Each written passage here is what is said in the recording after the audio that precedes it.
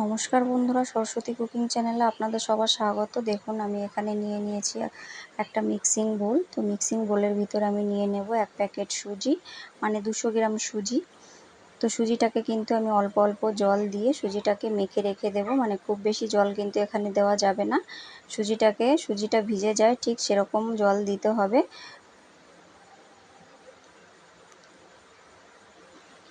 তো দেখুন আমি অল্প অল্প জল দিয়ে কিন্তু সুজিটাকে মেখে নিচ্ছি। এরকমভাবে অল্প অল্প জল কিন্তু দিতে হবে, একবারে বেশি জল দেওয়া যাবে না।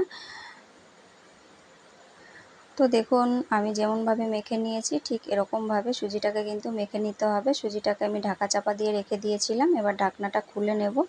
তো দেখুন আমি কিছুক্ষণের জন্য ঢাকা চাপা দিয়ে রেখে দিয়েছিলাম। তো সুজিটা কিন্তু জল টেনে নিয়েছে, এই যে জল টেনে একটা সফট ডোয়ের মতো হয়ে গেছে। তো এবার এটাকে আমি ভালো করে মেখে নেব। তার আগে আমি এর ভিতরে দিয়ে দেব সামান্য একটু তেল, মানে 1 চামচ মতন তেল দিয়ে দেব, রিফাইন তেল। দিয়ে দেব স্বাদ মতো লবণ।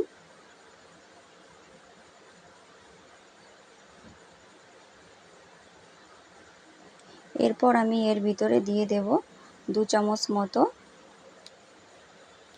ময়দা। এখানে আপনারা চাইলে আমি যেমনভাবে তৈরি করছি এরকমভাবে না করে আপনারা কিন্তু কড়াইতে দিয়ে একটা ডো তৈরি করে নিতে পারেন। সেক্ষেত্রে কিন্তু ময়দা কিংবা আটা কোনো কিছুই দেওয়া লাগবে না। তো যেহেতু এখানে খালি সুজি, তো এটাকে একটা ডোয়ের আকার নিয়ে আসতে গেলে এখানে অল্প করে ময়দা হোক, যে কোনো জিনিস হোক, আটা হোক, দিতে হবে। তো আমি এখানে অল্প করে ময়দা দিয়ে এটার একটা সফট ডো তৈরি করে নেব।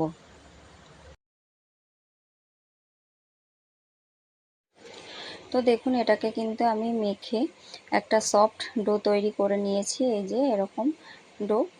তো এবার এই ডোয়ের থেকে আমি ছোট ছোট লেচি করে নেব।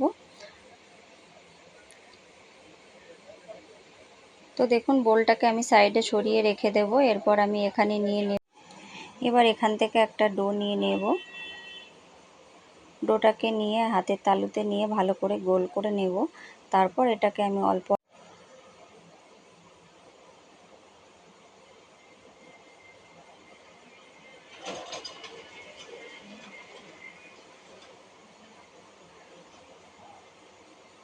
তো দেখুন ঠিক আমি এরকমভাবে বেলে নেব।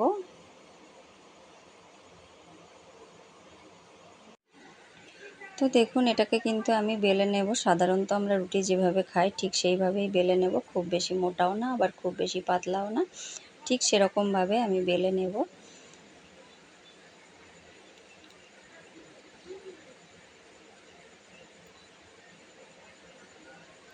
তো দেখুন এই যে আমি বেলে নিয়েছি, এরকমভাবে সমস্ত পরোটাগুলো কিন্তু আমি বেলে নেব।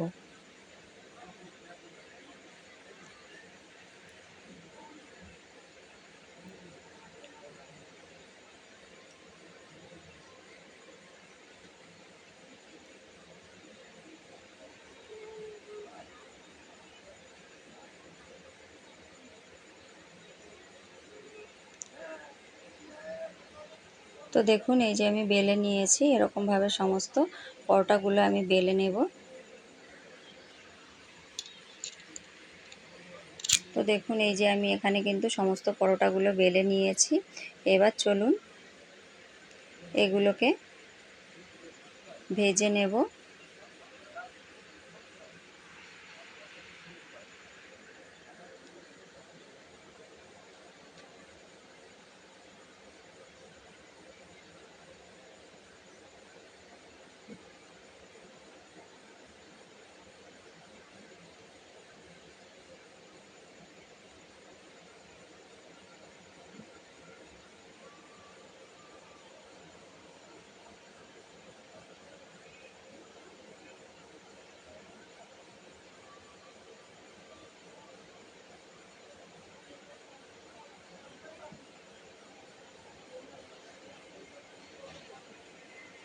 তো দেখুন এখানে আমি ওভেনে একটা ফ্রাই প্যান বসিয়ে দিয়েছি উনানের পরে। তো এরপর এটা গরম হয়ে গেছে। এবার আমি একটা পরোটা, এবার এটাকে আমি উঠিয়ে নেব। আর এই পরোটাগুলো বন্ধুরা এতটাই সফট আর এতটাই নরম হয়েছে, আর এই পরোটা খেলে কিন্তু তখন আপনার আটা ময়দার পরোটা কিন্তু আর ভালো লাগবে না, তখন মনে হবে সুজি পরোটাই খাই। এতটাই টেস্টি, মানে এতটাই সফট নরম তুলতুলে তৈরি হয়। তা দেখুন একটা আমার তৈরি হয়ে গেছে। তো আমি সমস্তগুলো কিন্তু এরকমভাবে ভেজে নেব।